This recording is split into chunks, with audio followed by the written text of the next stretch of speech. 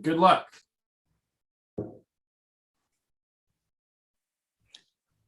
Welcome to the culmination of a year-long journey by Antonio Arguelles of the Diary of a Double. This is when Antonio attempted to swim from England to France and France to England. And it's been a long year, an exciting year, a year that is actually unprecedented.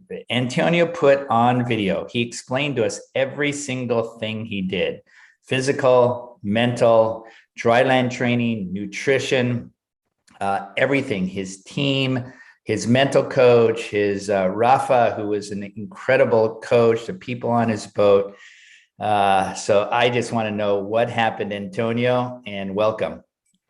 Steven, muy buenos días, muy buenas tardes, muy buenas noches, wherever they're watching us. I'm in London, Steven, in London, and very happy, Steven. Great. I know many swimmers, and I guess many athletes. We're always looking as the end point to the goal that we wanted to achieve. And this time, the ocean had other things for me. And I'm very happy because I took the right decision. This is something that we're going to talk a little bit later. But I did something that 22 years ago, when I did my first English channel, and in many of my channels, I did never wanted to do it because I never felt the fear that I felt this last, I guess it was Thursday. I can't remember exactly when it was, but I'm very happy. Many good things have happened. I think the most important for me is, or one of the most important one is this beautiful journey that you and I and our audience has had. You know, Yeah. when you brought me, I have to say that you and Quinn brought me back with a lot of enthusiasm after my letdown last year that I didn't want to swim anymore. And having had Diary of a Double and being able to share with the open water community what we were doing was a big incentive. Absolutely. I'm at that age, as you are, Stephen. You had your birthday very recently. That you want to share with the community. I mean, we've learned so much, and we're still learning. And I felt very proud and very happy and blessed to be able to do that. So that's the first accomplishment that I get out of this trip. Yeah. The second one is the first time you read, which is the closest route between, for the English channel, is Shakespeare Beach to Cap Grinet. And the first time I landed very far to the north of Cap Grinet, remember? Yeah. Very far. The second time I missed it by 800 meters, so I had to swim another hour and a half. But this time we landed exactly on Cap Grinet. You know what happened? It was so really interesting because you don't go out when you land in Cap Grinet. Just touch the rocks, and there's a view where people can sit down and view the ocean. And for some reason, there were a group of people, I guess they were expecting other swimmers, and they were cheering. I mean, I never expected to have a real crowd cheering for me at Cap Grinet. So that was something that I'm very happy about. The third thing is the training work, Stephen. If you look at Maria Paula will have a video that will upload in WOSA. But I until the end, I swam very, very well. We had some problems on the way up to France. And this something I want to share, just make a parenthesis sharing when my fellow swimmers, the boat broke. Oh, no. Yeah, broke. When I say broke, it's broke. There's some pictures of me laying on my top as it was just relaxing, and we were stopped for between, Rafa said about 8 to 10 minutes, and the report is going to be 6 minutes because that's when the engine really just went dead. Yes, and this is a lesson that we all swimmers have to learn, that mechanical things can happen. And what I was very proud about that moment, and also the team, is that I did not approach the boat and I didn't want to start discussing what was going on.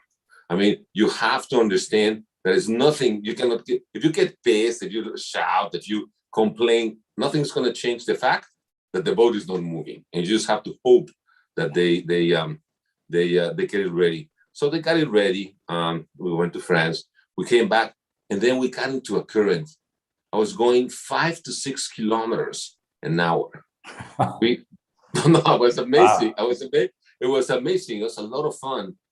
We went by the half lane in 4.5 hours. We were Wow. shooting for 23 hours. And then as we approached the night came in, and as we are approaching England, I started getting very cold. And something that I mentioned to you the other day is I had been vomiting all day long. I don't know why that happened.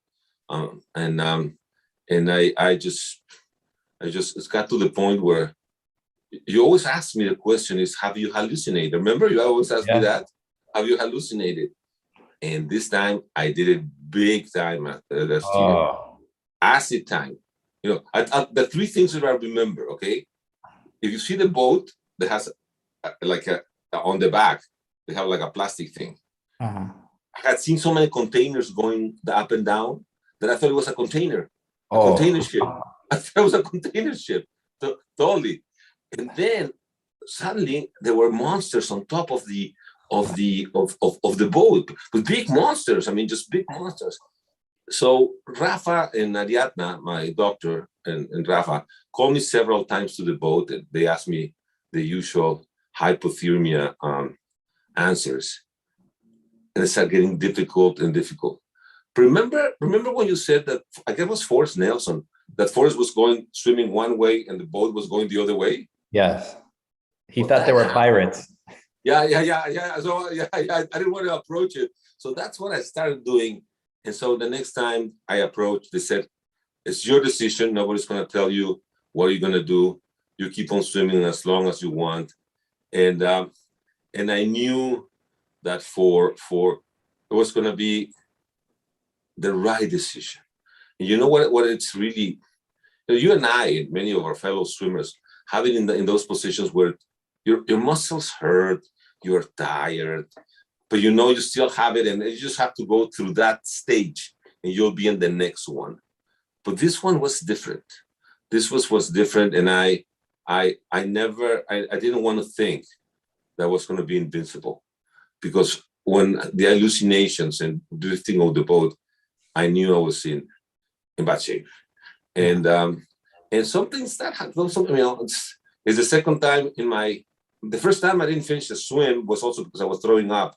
Was my first Catalina attempt, and this is my second one, and that happened. And what I really want to share is that I'm celebrating, but because there were so many good things, we did so many good things. They're just going to be like put it in my piggy bank. I mean, I swam for almost 23 hours. I was only 4 kilometers away from the coast. So the next time I go to the channel, I'll have more information. I'll have more insight. And a big one that I never, they start thinking is, I swam a lot at night. Yeah. Thinking that was going to be part of what I needed. But I never realized how cold it was going to get outside. So for my next attempt, I really need to do more night training, and do night training with being tired. Yeah. So as you can see, I'm very happy, very proud. And my father had a saying that was, don't fear failure, fear mediocrity. And what we wanted to do this year is do something special. I hope I will achieve it at some point in my life. But right now, the only thing that I can say is that I'm very grateful for this opportunity to share my long journey with all you guys. Great. Well, let's go back, because this journey started in the middle of COVID, when everything is shut down. Your original plans were canceled or postponed. And that was a really low part. We all get disappointed, but in the middle of COVID, we don't know what the future will hold, but yet you had this plan in mind. And that plan evolved over time, but you actually created a plan, I think, pretty quickly.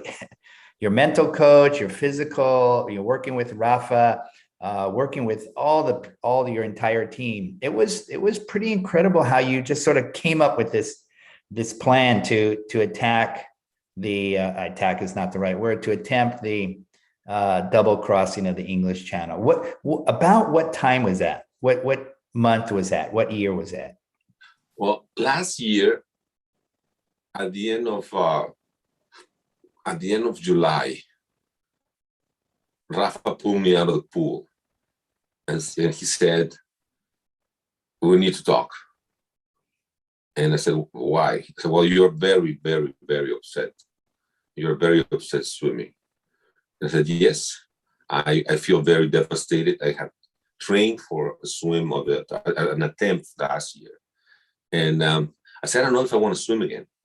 I think I'm over, I did Ocean 7, I have my book, I'm writing my children's book, and things, I don't know how you survived COVID, but for us in Mexico was pretty bad. I mean, being confined, man, even if I was able to swim, the whole thing with the family, with the schools, with the consulting job. So I was a very low point in my life. And I really thought about stopping swimming. And so Rafa said, let's do a deal. You go for 3 weeks. You just go into the water 2 or 3 times a week, do whatever you want. Just please keep moving and being in shape. And we'll talk in 3 weeks. And if in 3 weeks you decide you don't want to think anything else, well, that's fine. We'll still be friends, and I can help you with other things.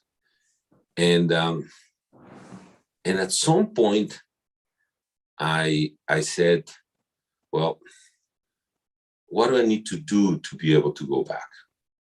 And it came to my mind that I really needed to structure the journey in a fashion that would give me the best opportunity to do it.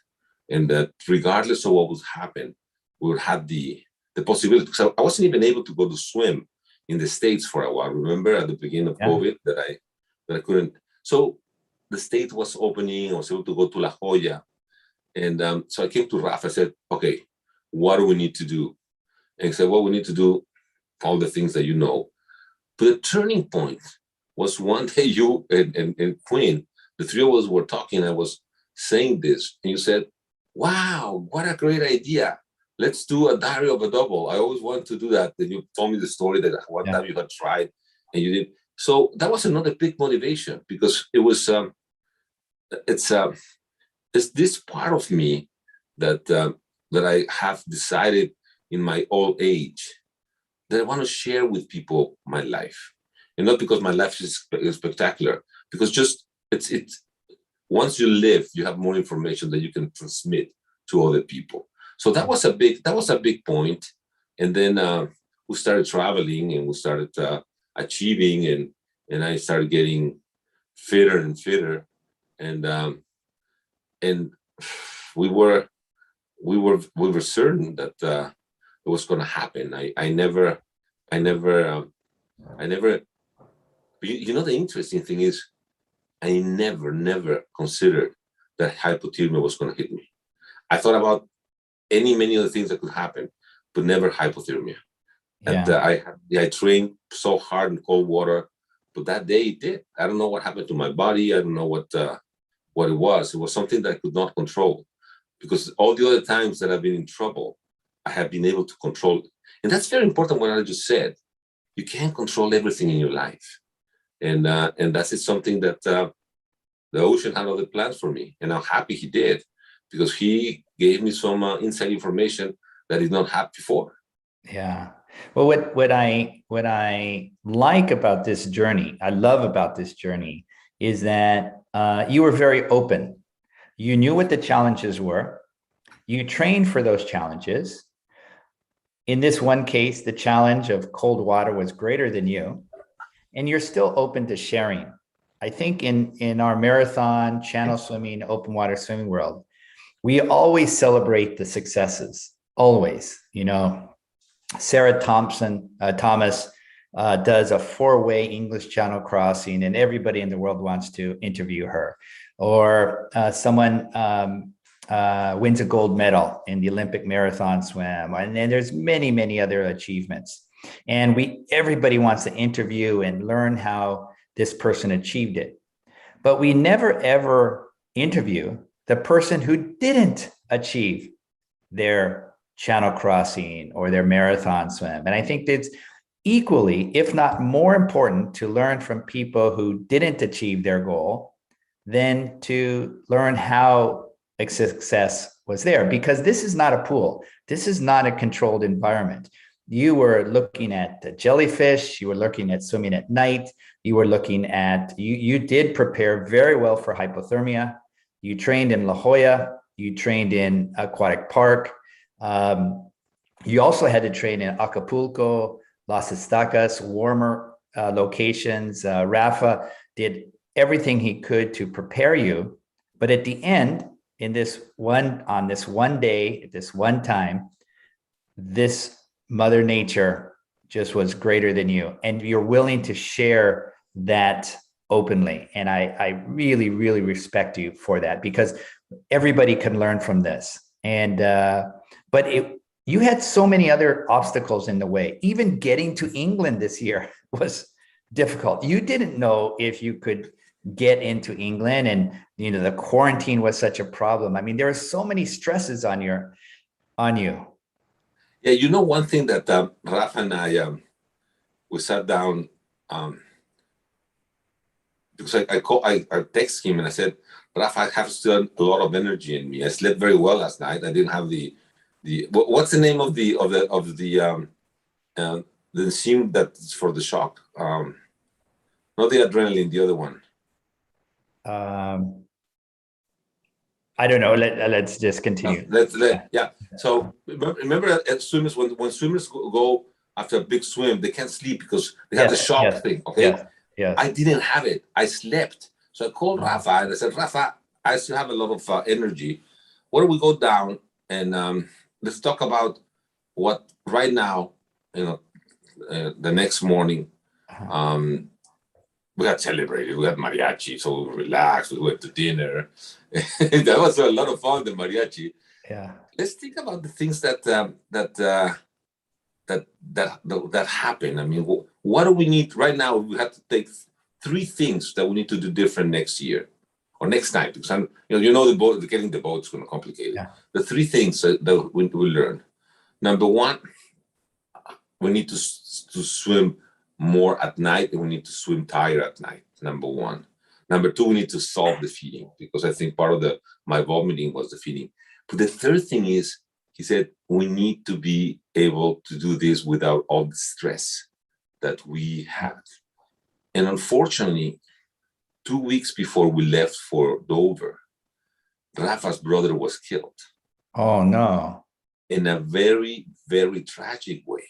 Oh, he parked his van, went trying to get out of the garage, and the van came down to him and smashed him into a tube. So it was a horrible death. Rafa was devastated. And then we had all this thing about the quarantine that it brought. As you saw me, that time I was really, really, really out of myself. Yeah. That was probably one of the times that I was most stressful. And then we got to Dover and tried to ditch the quarantine and the other thing is not knowing when we're going to swim. And finally we talked to Mike, and Mike says that he doesn't know which boat we're going to be using because the big boat is not functioning. So there was a lot of stress, I have to say. Yes, that's something that whenever I do it again, this or the other ones that I do, I have to look at the stress, because I can't be as stressed as we did this time. Yes, yes, absolutely. I think the mental, we always say as channel swimmers, marathon swimmers, ice swimmers, open water swimmers, that our swimming, our sport is 80% mental and 20% physical. And here you are, the most important part, the mental part, you're adding stress, the stress of travel, the stress of quarantine, the incredible stress of Rafa's brother's death. I mean, frankly, the fact that you got to the boat and then your captain saying you have boat problems. I mean, that's like in a car race and this, then your a mechanic says, well, the engine is not working. I mean, that Yeah, was but this, now, but when I saw the photos and videos of your first leg, that was great. You swam, it looked like as straight as Trent Grimsey did on his world record swim across. I mean, you went straight across from Shakespeare's Beach to Cape Grenade. I was feeling very strong. I have to tell you that you never say what could have happened. But if I didn't have hypothermia, I would have finished. Yeah. What stopped me this time was hypothermia. I was feeling so strong. I got the next day, my arms were just totally flexible. My neck was totally flexible. I didn't have any problems. It was just a deterioration. And the currents changed as well. And we couldn't move in the right direction. But yes, well, what was beautiful was coming back. I mean, Mike told me you got to be under 13 hours so we don't have any trouble. So when I did 12:58, which by the fact, it's only 2 minutes slower than I did 12 years ago. I know you can't say that the ocean is always different, Yeah. but I was feeling very well. And coming back from France, I was cooking, and they just happened at that time. No, it was great. And I mean, the water, there was it looked very flat. It looked Flat, very, very enjoyable to swim. totally flat. I couldn't ask for a better surface.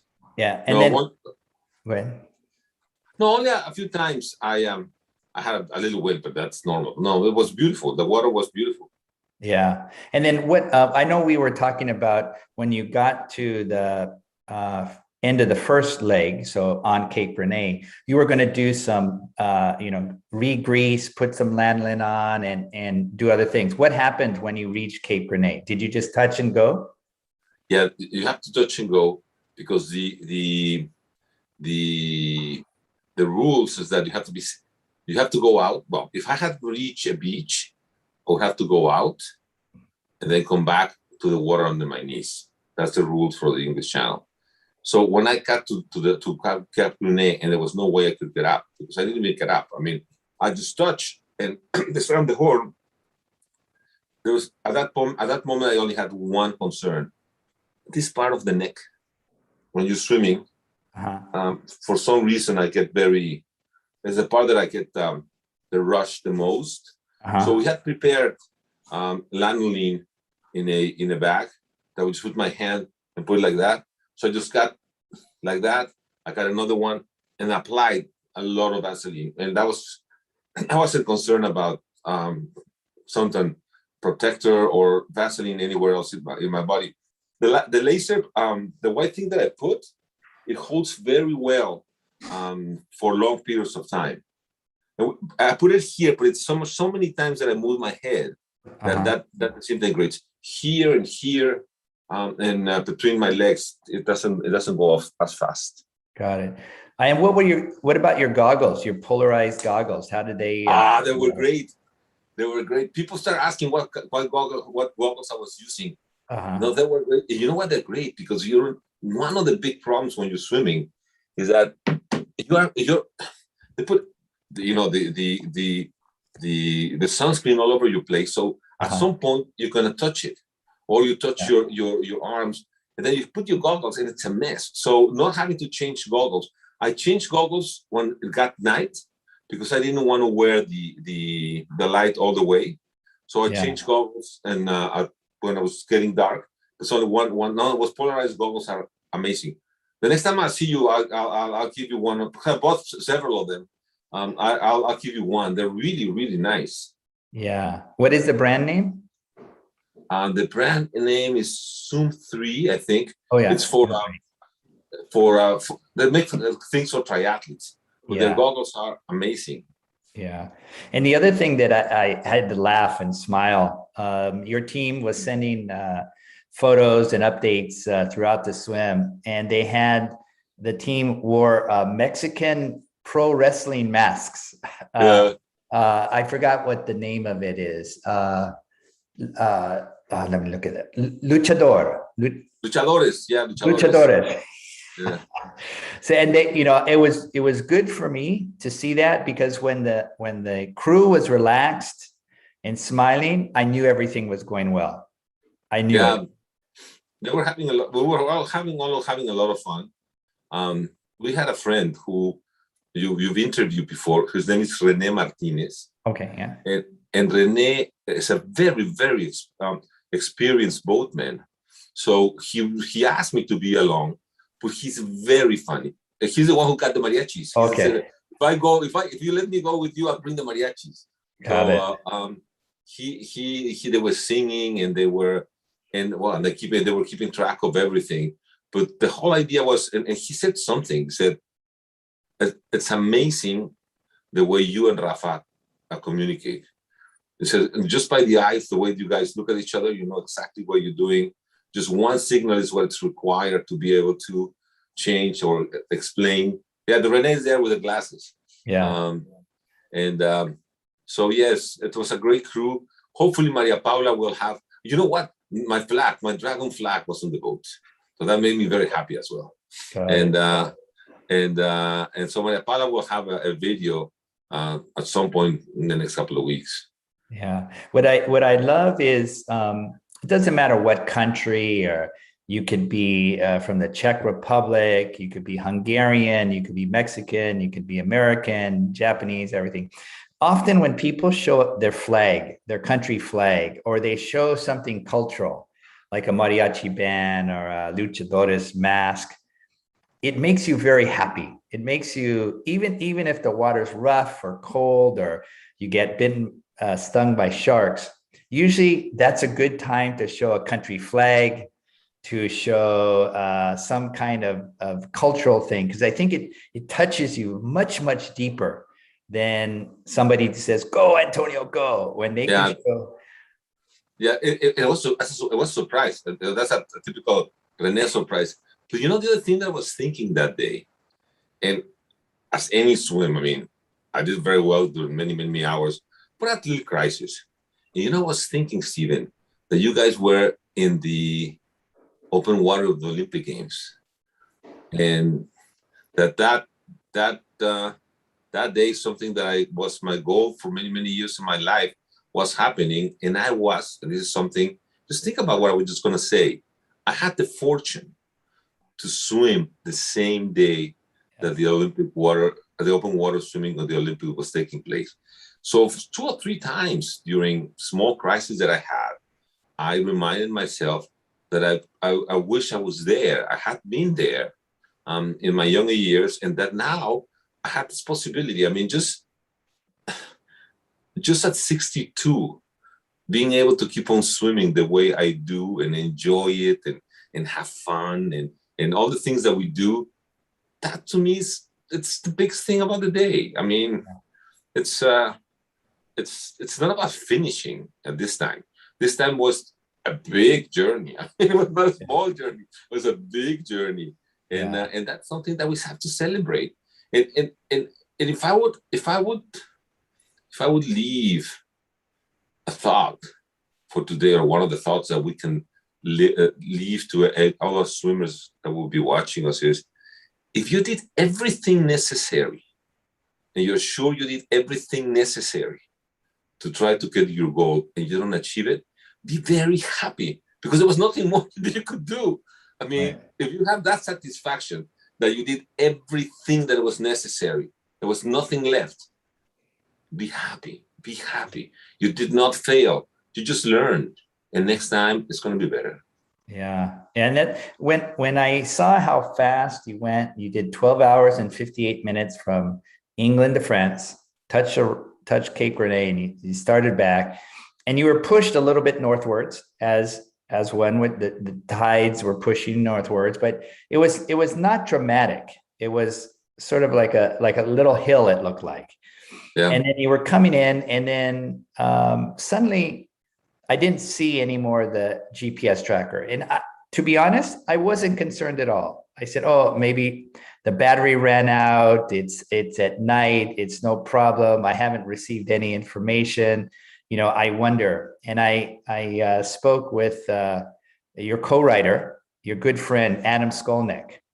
Yes. And he said, how's Antonio doing? I said, oh, maybe 2 more hours. He'll be finished by 10 o'clock our time. And I said that with 100% confidence because in my mind, you had succeeded the moment your 3-week sort of thinking period had started. You were already successful even before you started. All this was extra, and it's been great to follow you along this journey. I've learned a lot about you. You're very methodical. I love how prompt you are. You started at 4:54, I think. Your goal time was start at 5 o'clock. Yeah. Everything was going according to plan, and men make plan, and Mother Nature has a different plan. So it was great to see. The other thing, I think, to be honest, when I think now that you explained, I did see the picture of you lying on your back next to the boat. And I actually thought, oh, you're just stretching your back. That's what I thought. But now that I realize that you were 6 or 8 minutes without, much movement, that's like if, you get a little bit of shot of cold in you.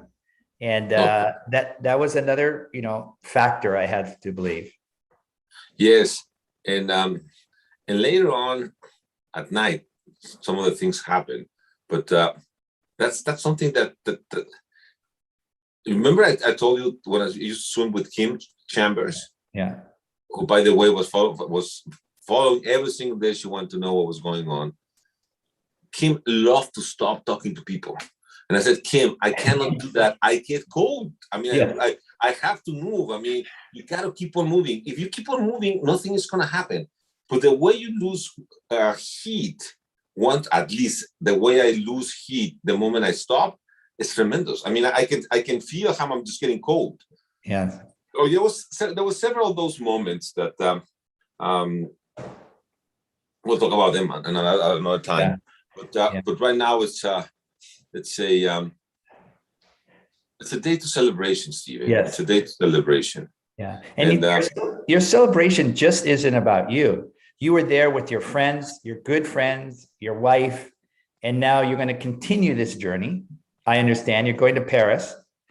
Yes. So part of this journey was your wife did a lot of sacrifice. She supported you during this year, and now you're going to do the reverse. She wanted to see Paris. You're going to take her to Paris. She's going to enjoy herself. You're both going to enjoy yourself. So that's a continuation of the journey. Yeah, and we're going to the wine country. But another thing that happens, Steven, and this is something I will write. I won't write it because somebody else will write it. A culinary experience, if you're staying in Dover. Okay. We found so many restaurants out of Dover that